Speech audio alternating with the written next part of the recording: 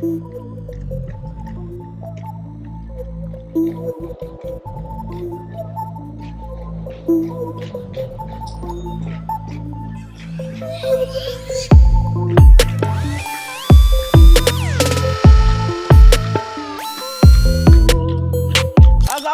Is Bilal video वाली सरकार। और इस टाइम ये जो कंट्रोलर आप लोग मेरे हाथ में देख रहे हैं, ये एक ऐसी डिवाइस का कंट्रोलर है जिसकी प्राइस करोड़ों रुपए के अंदर है। और मैंने कभी नहीं सोचा था कि पाकिस्तान के अंदर ये डिवाइस मैं देखूंगा, लेट अलोन कि मुझे खेलने के लिए मिल जाएगी। और ये पॉसिबल हो इसलिए सका है क्योंकि आपको पता है कि हुंडई वाले इस टाइम पाकिस्तान के अंदर बहुत ज़्यादा नई गाड़ियां भी लॉन्च कर रहे हैं, और हुंडई पाकिस्तान इस रोबोट को यहां पर लेकर आई है।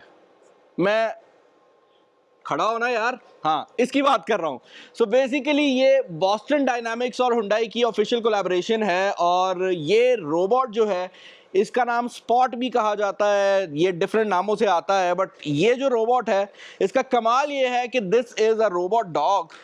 और ये सिर्फ और सिर्फ एक खेलने की चीज़ नहीं है, इनफैक्ट ये बिल्कुल भी खेलने की चीज़ नहीं है, ये एक्चुअल में एक इंडस्ट्रियल प्रोडक्ट है जो कि इंडस्ट्री के अंदर यूज़ होने वाली चीज़ है। आप ऊपर वाली साइड पर इसको देख सकते हैं कि इसके टांगों के अंदर भी आपको मोटर्स देखने को मिल रही है, बट ये वो मेन मॉड्यूल है जो कि हर इंडस्ट्री के हिसाब से चेंज होगा। तो बेसिकली अगर आप इसके इस मॉड्यूल की बात करते हैं तो ये ग्रैपलिंग हुक टाइप का बना हुआ है, कोई भी चीज़ उठाकर कहीं रखनी हो तो ये रख सकता है। ऑन दी अदर हैंड अगर आप किसी और इंडस्ट्री की बात करते हैं, लेट से कल को कोई कैफ़े वाला डिसाइड करता है कि मेरे पास करोड़ों अरबों रुपया पड़ा हुआ है और मैं रोबोट वेटर्स रखना चाह रहा हूँ, तो वो शायद इसका ऊपर वाला मॉड्यूल चेंज करे और यही रोबोट एक वेटर के अंदर भी कन्वर्ट हो जाए।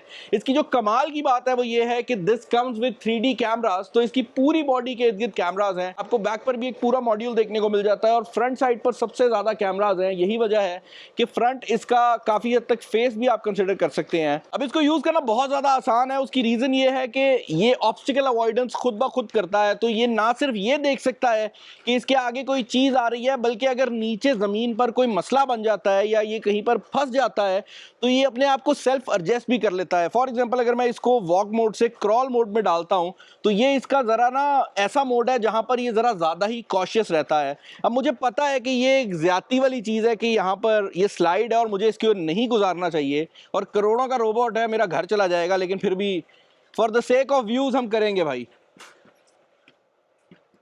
यहां पर सबसे खतरनाक है, आप लोगों ने एक चीज नोटिस की होगी कि उसने ऑटोमेटिकली इस नाली को स्किप कर दिया है, और ये बड़ा इंपॉर्टेंट है। अगर मैं इसको बैग भी लेकर जाऊं, अगर इसका खुदा ना खास्ता पाँव चला भी जाता है तो जैसे ही पाँव उसका अंदर गया है उसने ऑटोमेटिकली उसको बाहर निकाल लिया है, तो ये अपने आप को सेल्फ एडजस्ट भी कर सकता है। इसके सामने वाली साइड पर ये जो आर्म लगी हुई है इसको भी आप एडजस्ट कर सकते हैं अपने हिसाब से। और अगर आप इसको यहाँ पर सिट मोड के अंदर डालते हैं, ओह ये मैंने इसको मूव करना शुरू कर दिया, अगर आप इसको सिट मोड के अंदर डालते हैं तो ये कुछ इस तरह से बैठ भी जाता है। बट इसके अंदर स्टैंडिंग में भी ये मोड दिया गया है जिसके अंदर आप इसको मूव अराउंड कर सकते हैं। अब बहुत से लोगों का सवाल ये होगा कि भाई ये ग्रैपलिंग हुक जो है इसको यूज़ करके दिखाएं, तो हमने इसको भी ट्राई आउट किया है, और लिटरली अगर सामने कोई चीज़ पड़ी होती है तो ये उसको उठा भी सकता है। अब क्योंकि ये एक इंटेलिजेंट रोबोट है तो इसको किसी भी चीज़ को पिकअप करने के लिए कोई ख़ास ज़रूरत नहीं है इंसान की इनपुट की। आप सिर्फ उस चीज़ को सेलेक्ट करेंगे, ये ऑटोमेटिकली उसका हर चीज़ नोटिस करेगा और उसको पिकअप कर लेगा। मैं इसको दोबारा क्रॉल मोड से ज़रा वॉक मोड पर डालता हूँ और ज़रा इसको तेज़ करके देखते हैं।